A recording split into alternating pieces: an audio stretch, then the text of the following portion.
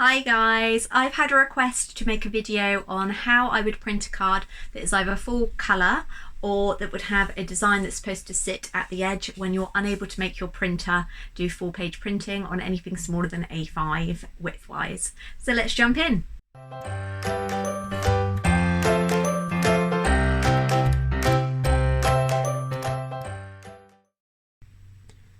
The first thing we need to do is set up a new document, and as we're going to be printing our cards on A4, that's what I'm going to go with. For me, I've made sure that it's on print and that it's the correct size. DPI needs to be a minimum of 300, and obviously make sure that your colour profiles are correct as well. And I'm going to draw a rectangle now, and I'm going to make sure that this is sized. I'm just going to quickly go up to document setup and change from millimeters to inches, and okay, and then down in this bottom right corner we're going to make the card template. So when it's flat, it is going to be 7 inches wide by 10 inches tall. I'm going to just center that to the middle of the page. There we go. And now I'm going to come over to the right hand column and go to stroke and just make that outline just a little bit thicker. So 0.2 is perfect, and obviously in the middle we don't want any colour whatsoever. So one thing that can be quite helpful if you don't have a card mount board like me is to just create a tiny little line or rectangle. I'm going to just make that a bit thicker. There we go. And another one, I'm going to duplicate that. The shortcut for that is Control and J. Then move that over here. This is going to show you where you need to crease your board. Obviously I don't do this because I actually use my crease board, but if you don't, this is how I used to do it before I got the crease board. So you need to make sure that those two are completely level. And then we're going to just move this one in slightly closer to the card outline. And I'm going to highlight them both, right click and go to group. And now I need to make sure that that is in the middle of the card, both horizontally and vertically. And then that will just be in the middle of the card itself too. The next step is to obviously create the design that you are going to want on the front of the card. So because of this outline here is actually when the card is flat, when it's actually going to be folded, I make my cards 5 inches wide by 7 inches tall. And the reason that I have this like this is because I just find it a little bit easier when I'm lining everything up. What I would highly recommend is that you have on the back of your card a space that has all of your details. So I'm going to import that in now from another file.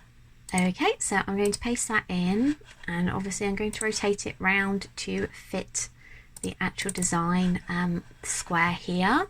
And I'm now going to select both of those and just make sure that the details that I've got are in the middle. Right click and group, and now I'm going to rotate this entire section here, and I'm going to align it to the bottom of the card. So go to your alignment and to the bottom, there we go. And now I'm going to right click again and ungroup and move the rectangle back to the middle. And to just keep things nice and even, I'm going to highlight my details, the card and the lines, and I'm just going to group those. So now I'm going to include the design that I want. So as we've discussed, this is going to be full size. That's why I can't print these on my blanks. They need to be trimmed down. So I'm just going to grab that from another file. Okay, so I'm just going to paste that in place, and I have made this design so that the bottom of the plant here aligns with the bottom of the card. So I'm going to highlight both of those, then use my alignment to make sure it's in the center, and then just pop it on the bottom. Group them together and turn it anti-clockwise, and then just match it up with the outer card. So up there, and obviously that it's in the middle as well. Then finally ungroup, delete this rectangle, and you have your finished card design ready for printing. I would highly recommend that you save this now as a new template just by going up to the top left Obviously you can print this whenever you need to. So for this one I'm going to be using my Canon, and it's really important that you go to adjust everything as well, so properties, and I already have a preset set up but I'll talk you through it. So I make sure that borderless printing isn't selected because it will just skew all of your measurements, and I print on matte photo paper. I've got a few videos on discussing the paper that I actually use, so check out those. I'll try and leave a card. The paper size is A4, it's going to take a portrait, and the print quality is going to be high. So OK that, and you can just hear the printer in the background now charging up, and then finally OK that too, and it should start printing.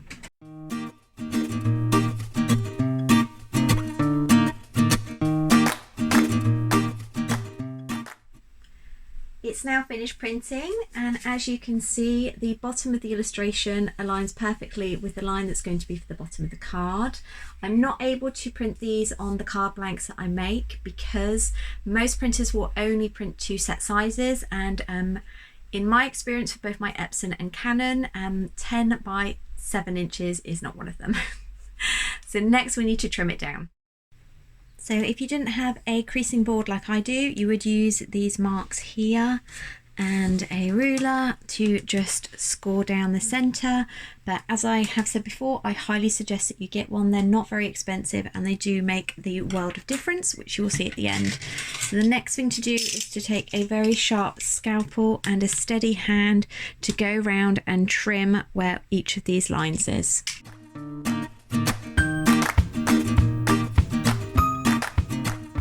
So it does take a bit of time. I have used the guillotine before, but it's just not as accurate as doing it by hand with a scalpel and ruler.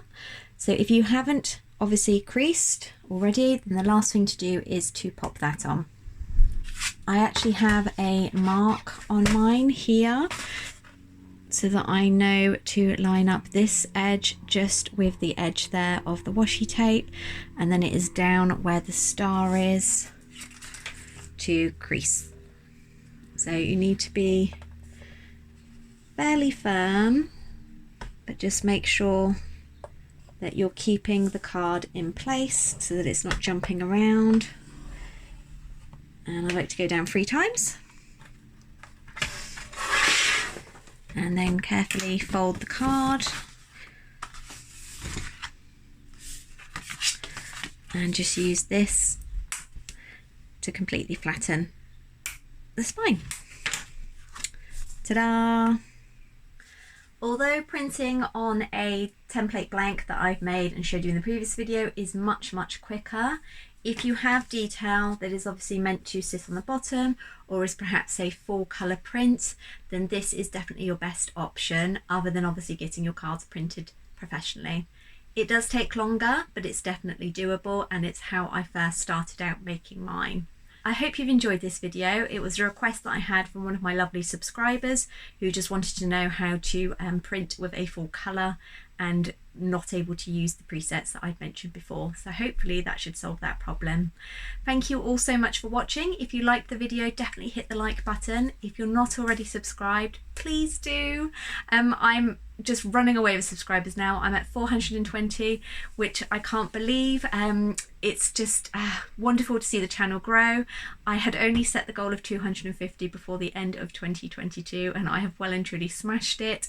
I am on target to have doubled it before we're halfway through the year. So thank you so much, and I will see you all next time. Bye.